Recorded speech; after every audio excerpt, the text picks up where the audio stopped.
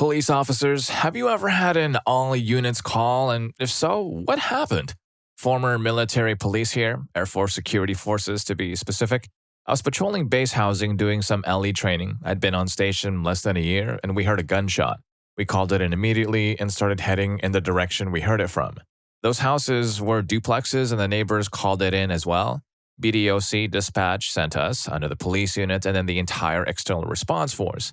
This was on a nuke base, so even things that don't actually have an impact on the nuclear mission totally have an impact on the nuclear mission. We had 19 total people on scene within about 3 minutes. As the first ones on scene, my post leader and I were already at the door when the rest of them showed up. I was thankful for them showing up when they did because we were about to breach the door and go in, just the two of us. We were told to hold for 30 seconds while the RF team got set up. Now we had a full stack and breaching equipment. I made a fist and thumped on my helmet, signaling the breacher who came up with his Halligan tool. My leader was number 2 in the stack, so she had to throw the flashbang. One of the RF guys passed it up from somewhere in the back of the stack, and as soon as the breacher had the door open, she tossed it in. All it did was scare the crap out of the dog. Only the husband was home, as his wife was deployed. He was sitting in the dining room on a chair with an SKS in his lap. I was maybe a pound or so of pressure away from pulling the trigger on my rifle when I realized that this dude got messed up. The SKS was only in his lap because the sling got caught on his arm after he pulled the trigger. As we cleared out the rest of the house, per procedure, I had my non-firing hand basically stuffed in my mouth to stop myself from retching. The dude's wife had sent him pictures and video of her cheating on him multiple times and telling him she wanted a divorce. He thought there was no other way out, so he ended himself. The only good news from that day is that we actually had picture and video evidence to use to charge her with adultery. OSI, like an Air Force version of the FBI, pulled her out of deployment and got her back on station, and we charged her with everything we could, including Articles 92, 107, and 125, which cover sodomy, and 134. She was stripped of all rank, forfeited all pay, went to confinement, and was dishonorably discharged after 11 years of service. I guess it turns out I'm coming home early isn't always a good surprise. Story 2. 25 years ago, in a smallish rural town, my dad was a beat cop on patrol. My cat brings in a live mouse and is playing with it in the kitchen, and my mom is afraid of rodents. So she calls dispatch and tells them my dad needs to come home. Dispatch gets on the line and tells my dad to switch to a secured line. There's an emergency at home. My dad's driving home to take care of the issue when all of the cops, probably like 4 of my small town on patrol, come with sirens and lights blazing on my house. Because all they heard was that there was an emergency at my dad's house. My mother was mortified. Story 3. Was a military police officer on a rather large base. I was getting off shift and being transported back to my barracks by the guys coming on shift so I could check in my weapon. Suddenly, we got a call for all units to respond to a section of base housing. A military wife was having an affair with another soldier while her husband was on deployment. Supposedly, the husband was due to return soon, so she tried to break it off with the other guy. He responded by harming her several times. My team leader and I searched the tree line with our weapons drawn because he's armed and it's dark outside, I actually passed the guy with my team leader a few yards behind me, and suddenly he comes out saying, "You're looking for me." Scared the crap out of me. My team leader covered him while I went in for the handcuffing, making sure that I had my knee firmly planted in between his shoulder blades and thoroughly covering his upper torso into the muddy terrain. Not sure what happened after that. He was taken to a holding cell by another squad and I got to go home. Ended up getting transferred from that base a few months later, but I know the wife survived the wounds. Story 4. I got run over by someone fleeing the scene of an incident that they weren't involved in. He got scared and apparently had a gun on him. I was out of my car talking to the person who called, and my partner was trying to stop the person who was really called on, so he didn't even see me get hit. No one knew I got hit or where I was because my radio went flying. Luckily, there were a lot of witnesses who called 911 and found my radio. I confused the dispatcher because I was in so much shock that I came over the radio talking like I normally do, but I was badly from my head and broke my leg. I didn't feel the pain for about 2 hours. So I had that call come out because of me. I was also pretty sure a policy got made because of me too. Story 5. Not an officer, but I'll share one of my buddies. He was an older gent who had passed on now. But if Reddit had been a thing when he was younger, this would have been a top TIF view.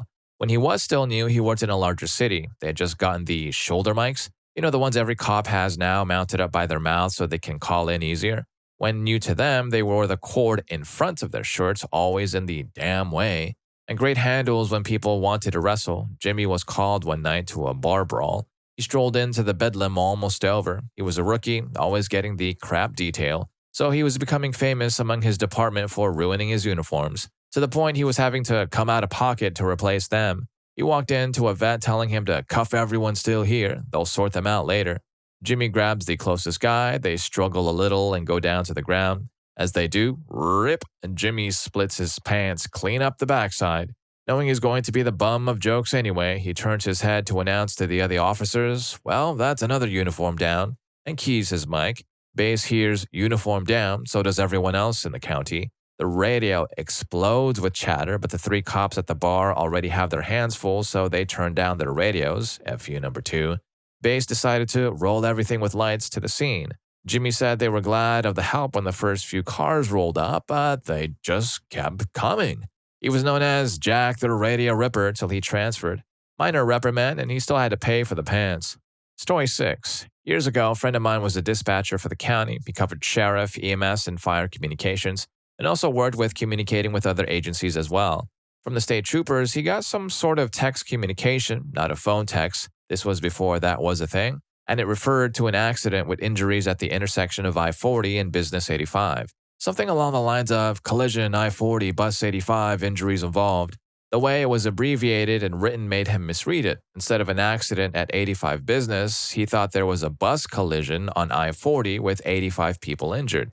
He dispatched every damn fire truck and ambulance the county had. They showed up, and it's a 2-car wreck with minor injuries. Story 7. So I entered at the local PD at the time when all stations received new radio devices. The new devices looked a bit like old cell phones and had a bright orange panic button on top. It was meant for situations where, for example, a single police officer was attacked and needed help. Pushing that button resulted in all communication on the standard Channel 1 being turned to one-way communication only, so all units would listen to what's going on wherever the panic button was pressed, and an automatic all free units called. All other units had to switch to the much weaker Channel 2 to communicate. But Channel 2 only allowed one device to speak, so either dispatch or car number 1 or car number 2, etc. could talk, but not multiple people at the same time like on Channel 1. To disable the panic mode, you had to push the bright orange button in a certain way. Think of holding it for 3 seconds followed by 4 quick pushes. It could not be done remotely. This happened in a rather large city where some police stations are closed at night, usually the ones in the suburbs where few calls come in. That night, an older PO closed down the remotest station in the suburbs and decided to shut off the radio devices. You guessed it, he pushed the panic button on top because he thought that's where the devices were to be turned on and off without realizing what he did. He locked the station and went home. Since it was the first day of using the new radio devices, quite a few officers were unsure how to turn to Channel 2. Basically, all communication was blocked. Cue panic everywhere with frantic cell phone calls to dispatch, and dispatch trying to figure out who closed that station and thus had one of the only keys to open it so the panic mode could be disabled.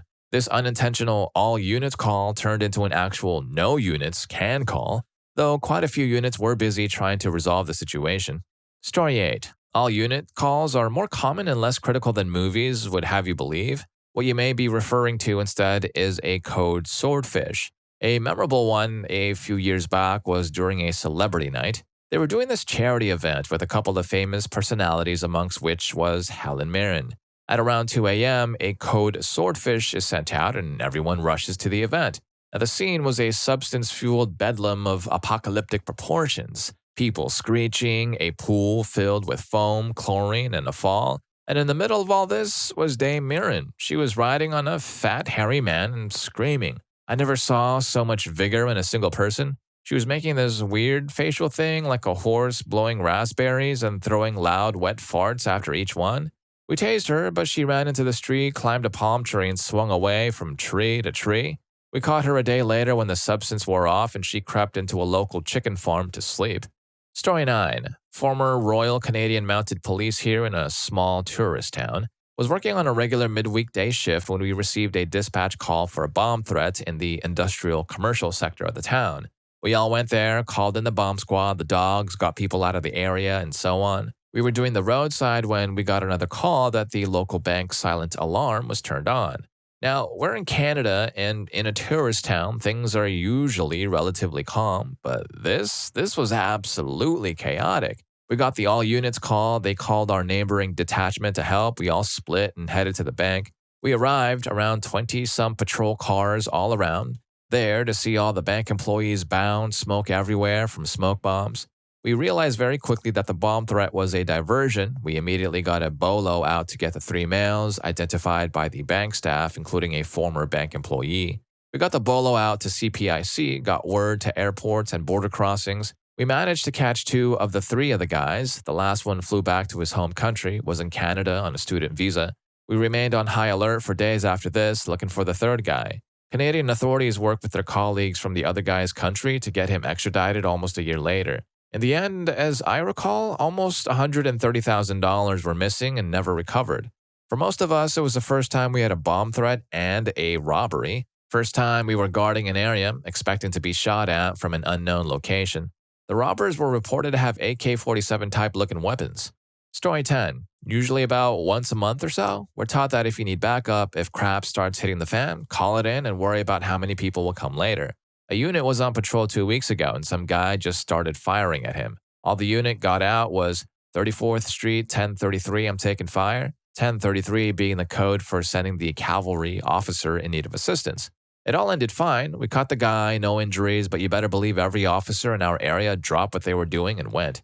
Another recent one, a mini riot broke out at a candle vigil for a victim. An officer stepped in alone, bad move, to stop the fight and started getting his bum handed to him. All he said was Padamic 1033, but it worked. We came in, dispersed the crowd, and got out. Story 11. Not a cop, but a former practicing journalist, current PR person. Got a text about a shooting. Turns out a cop made a stop, got f***ed on by the passenger, ended the passenger, and f***ed the driver. Driver got away. Cops from the 2 adjoining cities came. Sheriff's deputies, airport police, and university police all came out in under 3 minutes. About 150 cops. Within 30 minutes, marshals, FBI, and ATF were there as well. Largest response I've ever seen. There were rounds that had been fired into the buildings surrounding the area. It was a mess. I was in the wrong place at the right time, I guess. Last story I ever did. Made the full-time switch to PR. Story 12. I was doing a ride-along in college in a fairly small city in GA when we got an all-available units call. The address came in, the lights and siren went on, and we were hauling at about 120 miles per hour across town. I had no idea where we were headed until we got there. The only thing the officer said to me was, no matter what happens, stay in the freaking car. If you see anyone with a gun, call it out on the radio like this, showing me. If any of us get shot, call it in and stay in the car. Then he took a deep breath, calmly got out of the car, and took off at a sprint towards a 40-person melee in front of the only club in town. We were the first car there. Over the course of the next 30 seconds, officers arrived and kept coming until they outnumbered the people fighting. The officer I was riding with was completely on his own for a 10-second eternity and was able to rip about 10 people apart from fighting before backup arrived. It was the single bravest and most humbling thing I've ever seen with my own eyes. When it was all over, he got back in the car with 3 intoxicated and beaten up dudes in the back, turned to me and said, "So, when are you going to sign up?" Wow, okay, 10 seconds of solo brawling? Dang.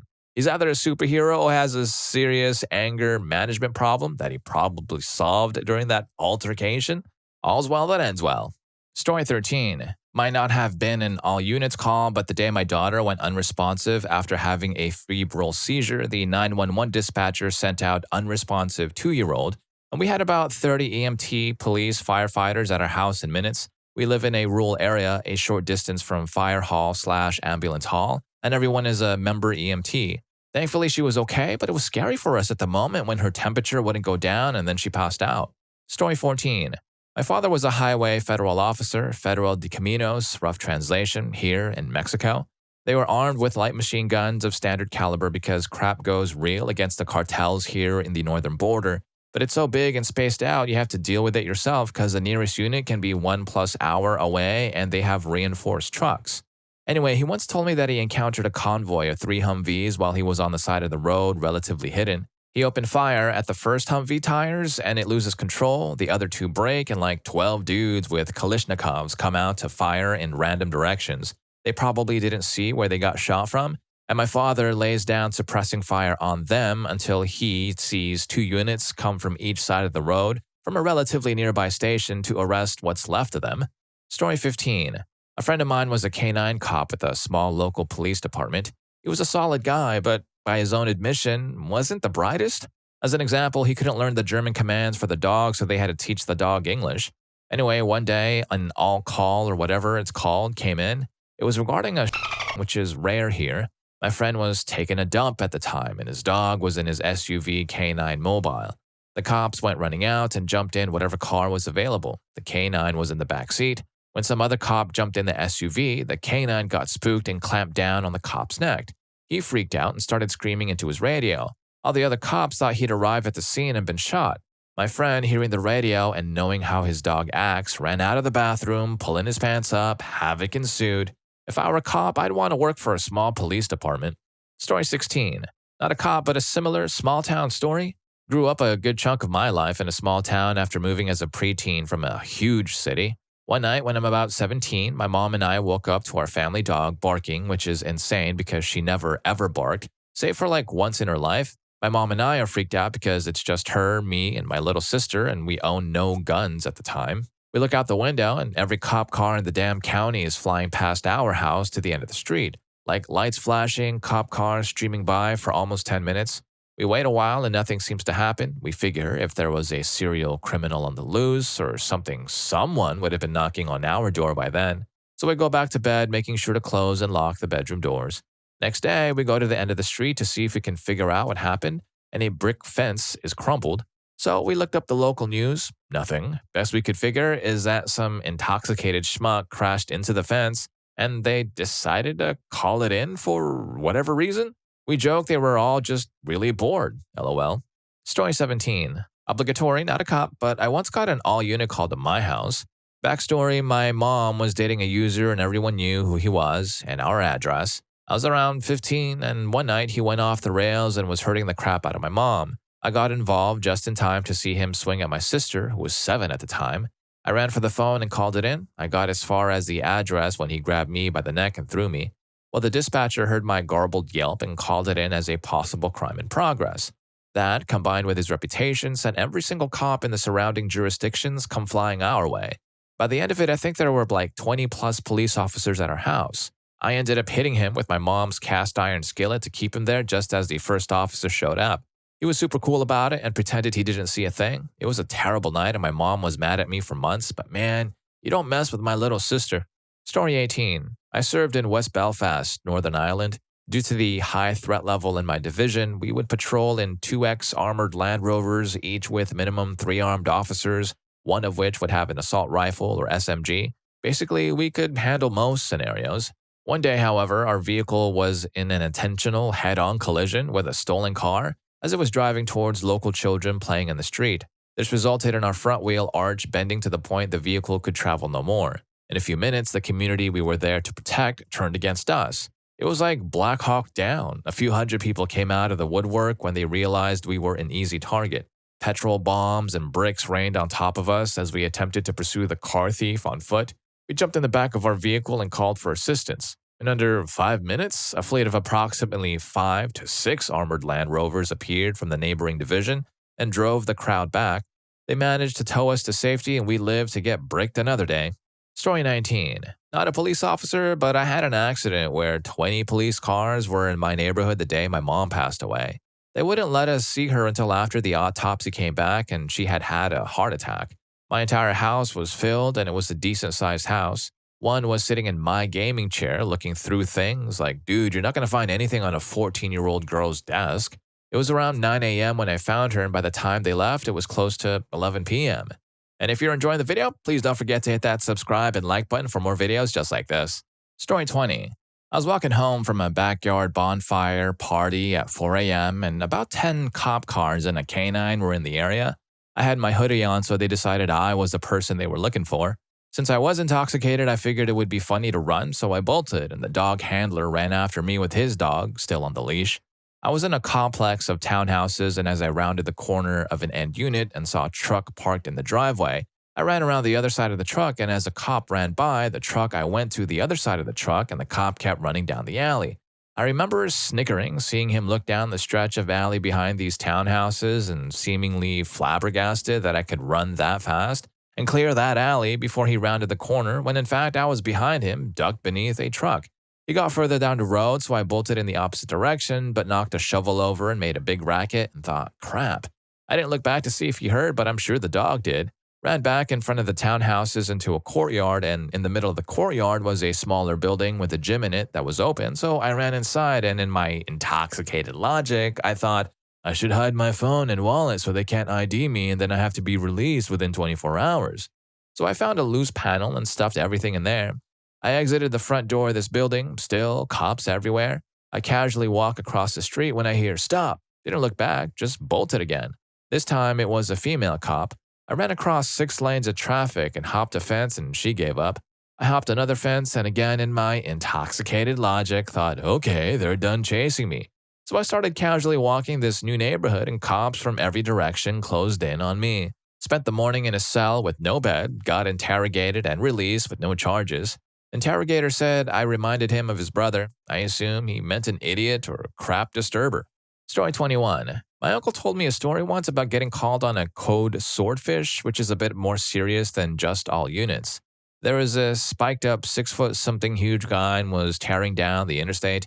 He told us there were probably about 15 cop cars already tailing him when he caught up, with 2 state troopers leading. When he got onto the interstate, he was practically right next to the guy. They ran his car off the road, and the dude jumped out while it was still moving and ran across the interstate. He jumps over the guardrail and falls about 10 feet to the other side of the interstate, runs across that into the woods. The 2 state troopers got out as soon as they saw him running and took off after him with my uncle not too far behind. One of them didn't realize how far the fall was and broke his ankle. The other chased down the guy.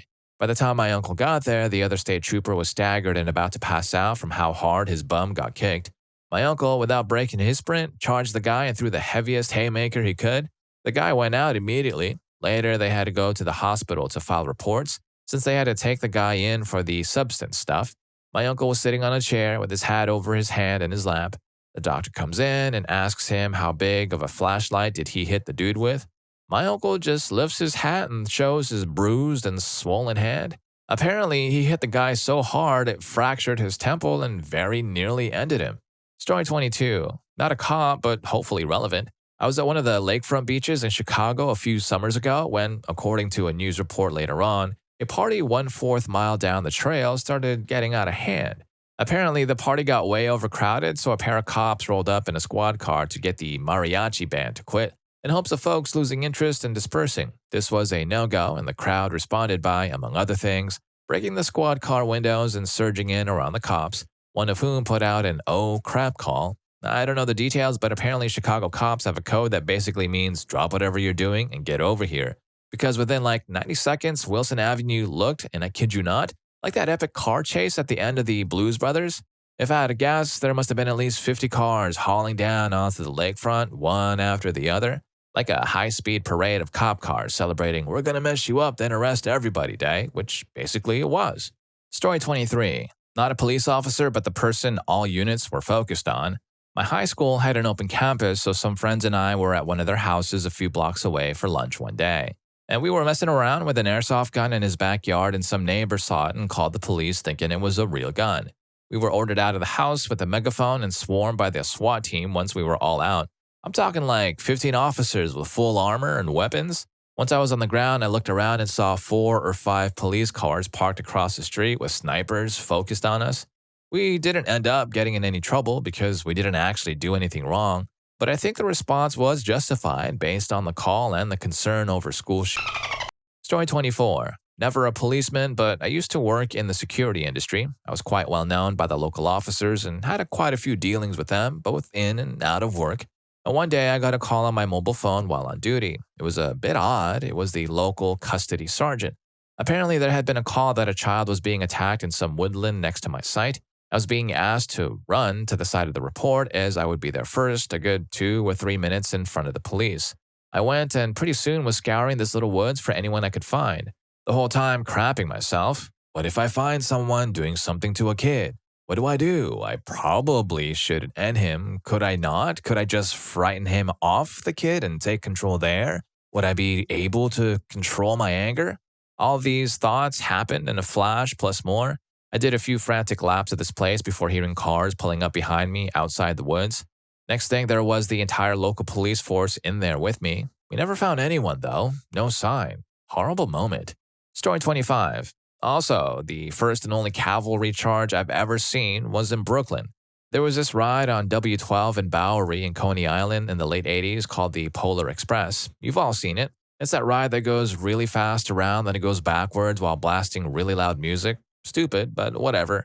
This also attracted every broke person in Brooklyn who couldn't afford to get into a club or were thrown out of all of them on weekends, and it was always a freaking nightmare. There were always fights, but you learned to let them tire themselves out a bit before you waded in because things could get ugly.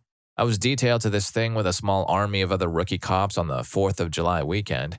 We were told in no uncertain terms not to go into the crowd, ever. Nothing is happening in there that's worth your safety. So, of course, a brawl breaks out and someone immediately goes running in. Now, please understand, you have to go now. You can't leave the other guy alone, even if he did mess up.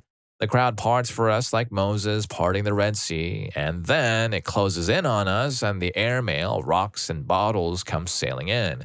We pretty much go back to back a la 300, but we are vastly outnumbered and out inebriated. We're fighting our way out, and there's backup trying to fight its way in to get to us, but it's taken time, and I don't know if you've ever literally fought for your life, but it is freaking tiring. That adrenaline jolt only buys you so much time. Then I saw it, a flying wedge formation of mounted, charging down West 12th into the crowd at full speed, with the sergeant in the middle with his nightstick held out like he was ordering a charge and a grin that he said he waited for his entire life for this. I think the horse was smiling too. You'll hear the term crash a lot, and it's hyperbole, not here. No, these guys crashed into this riot and sent flying everywhere like the bow of a great warship cutting through a stormy sea. A blue and black leather and Rowan battleship. The crowd dispersed in about 3 minutes flat, equally as stunned by what they saw, just as honestly the foot cops were. I know sometimes people witch about the cost of maintaining mounted police units because they are seen as unnecessary backdrop for tourist photos, and oh my god, I am living proof that they are so much more valuable than that.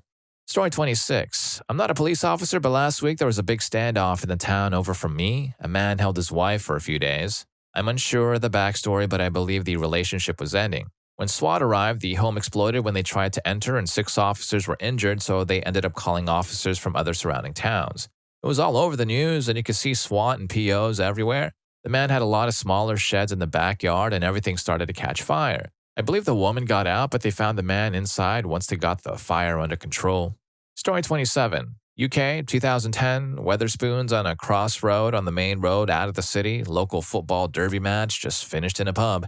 Chatting with friends across from the pub, suddenly 2 to 3 police vans or cars from each of the 4 directions came steaming up, blue lights and sirens, 10 to 12 vehicles altogether. Big guy confronting male and female officers out front suddenly goes stiff and hits the deck, cuffed and hauled away, hit with a taser gun. 5 minutes later, they're all winding down and leaving when a police officer turns up panting on his push bike. Had clearly biked a couple of miles to respond. Huge round of applause as he arrives. Story 28. LAPD here. We had an all-units call for a threat downtown. I was able to save everyone, but only because I finally learned to trust my new, by-the-books, rookie partner that the commissioner assigned me against my will. Funny enough, just before the call came in, me and my partner were taken off the force because we had accidentally messed up an undercover mission that some other cops had been working on for months. And even though the commissioner didn't like our unorthodox methods, he couldn't deny that, god dang it, we brought results, so we were put back on the force. Story 29. Not a cop, but had an all units on an Air Force base called on me.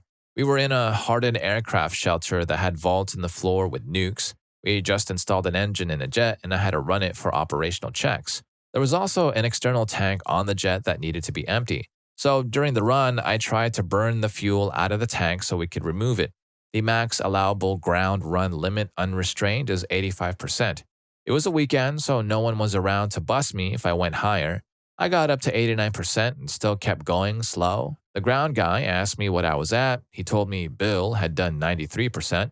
Well, the challenge was laid down. I ended up jamming on the brakes and hitting full mill power 102%. Here's the thing. The vaults had vibration sensors to prevent people from tunneling into the nukes. The next thing I know, I look out of the cockpit to see every cop on base in front of the shelter. Now it's loud as heck in the shelter, and these cops are running in with M16s while trying to cover their ears. They're screaming at my ground guy to get me to crap down. I'm laughing my bum off watching these dudes with guns trying to function with the noise and holding a rifle. So I drop back down to idle and they are screaming for me to shut down. The cooldown period for a high power run is 5 minutes. So I run at idle for every second of the 5 minutes watching these guys suffer the noise of a GE 129 jet engine. After I shut down, they forced me out of the cockpit and evacuated us out to 100 meters in front of the shelter. I tracked down the highest ranking guy to explain why the alarm got set off. A bunch of the cops went to secure and inspect the shelter. I was talking to the guy in charge when one of the noob cops came running up saying they have a suspicious package. So I asked him what the heck he's talking about. He said there's a bag next to a giant red box. I asked him if he was talking about my backpack next to the snap-on toolbox. His boss called him an idiot and they all left. Our commander showed up and talked me into never doing that ever again and to have a nice weekend. Story 30. 3 years ago, my sergeant was terminated attempting to talk a kitty fiddler suspect out of his house. Guy fired at him directly through a window at an angle they didn't believe was possible, hence the fact he was standing at a window. I'd been pepper sprayed that morning at a less than lethal instructor course, and while driving home from a neighboring town, I saw dozens of emergency vehicles flying through town. I responded as well because nobody was answering the radio and was met at the perimeter by another agency in our jurisdiction. The guy was my friend and told me what had happened, headed to the hospital after that. Halfway there, I stopped to call my family so they wouldn't think the mental health officer terminated was me and completely lost it. After regaining composure, I got to the ER and met with the rest of our unit and Sergeant's wife. Hearing her scream, standing over him, haunts me to this day. Guy gave up. My sergeant's wife didn't want to go through a multi-year ordeal, and within 6 months, the piece of crap has signed a plea deal for life without parole as long as the penalty was taken off the table. Story 31. I have a buddy who's high up in the local PD. One day, we were having an abnormally high amount of snow, like a foot high for our area. He got a call about an elderly lady with dementia gone missing. He went over there, and apparently she had gone out in the snow with no coat and had been missing for almost an hour. He called in all active units, K9, anyone in the area, even got the helicopter up in the air. Well, the helicopter has a thermal camera and found the lady in like 5 minutes, so all these cops show up for no reason. She was fine. He loves that story. So wait, all those cops showing up for a 5-minute rescue? That's what happens when you have a Find My Grandma button on the bat signal. Story 32. I'm not a police officer but was a nurse at a prison. And every year there's a picnic for the inmates serving life sentences where they have family that can come in and visit in the yard. One year during the picnic, there were approximately 200 people milling about in the yard of the prison when inside the maximum security common room a fight broke out between two inmates.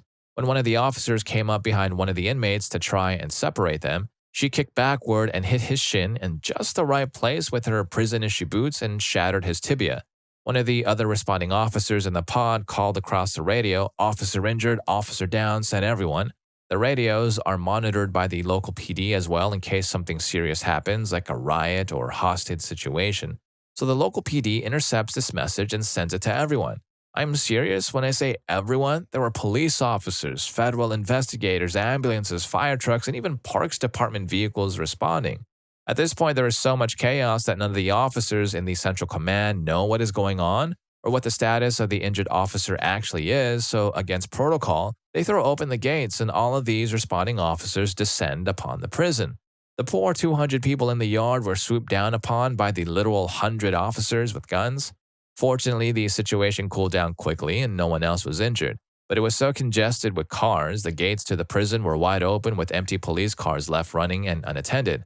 I was actually surprised that not a single inmate tried to take advantage and sneak out, although the prison was on lockdown for the next 24 hours while they tried to complete the investigation and sort out the chaos. Story 33. Not a cop, but I'm pretty sure I saw one of these situations Saturday. I was sitting in the car with my son eating some ice cream in a gas station parking lot when a cop car went by. My kid, of course, loved it because the lights and siren were on. A few minutes later, we see more going the same direction and one lone car coming from the other way. I'm assuming the lone car was the original one we saw go by, as there were no others that came from that way. Dude is flying and the other cars coming the other way stop, so I'm wondering what's going on. Turns out it was a chase with a dark SUV that I didn't see until they were passing us. All the other cop cars turned around in the street right beside me. I saw at least 8 cop cars go by in a span of a few minutes. Best show the kid's ever seen because I'd never seen anything like this before, so I'm freaking the crap out. And he's seeing all this crap go on right beside him. I learned the next morning that State Patrol was eventually involved and performed a pit maneuver on the SUV to make it stop. This is a tiny city. We never see crap like this. Story 34. I'm not a police officer, but back when I was a reporter, I had to write up a fun little story for the paper. The local university had a Greek week in which all the frats and sororities would compete for charity. At the end of the week, they'd gather together and carpool over the local drive-in. Normally, the campus required any gathering of more than a dozen or so people to be registered so they could send an officer to monitor for drinking. But because this wasn't an official party, no one bothered to tell the campus police. The plan was just to go elsewhere. Sure enough, the neighbors complained about an unauthorized party as there were maybe a few dozen kids milling about, loading up for the carpool. So a couple of the campus police were sent over to move the kids along. When they get there, there's kids everywhere and they're talking crap to cops. They thought it was ridiculous that someone called the cops on a carpool. One of the officers then slipped on a beer bottle while walking to the frat house, but his partner didn't see why he had fallen. He hears a crash and sees his senior partner on the ground. Thinking his partner had been hit by a thrown bottle, he rushed over to the cruiser and called in for backup. But he was relatively green and made several little mistakes. Instead of using normal language, he decided to use codes. Instead of saying, "Hey, we're clearing out that unauthorized party and could use a couple more officers," he used the codes for riot in progress, officers down on the scene, need immediate backup. And instead of using the campus police only band, they used the shared county band. Well, riot in progress, officers down, is apparently something dispatchers take a little seriously. An all units call was then immediately repeated by the 4 adjacent counties plus most of the individual cities and towns. Ultimately, a couple hundred cars screamed their way to campus.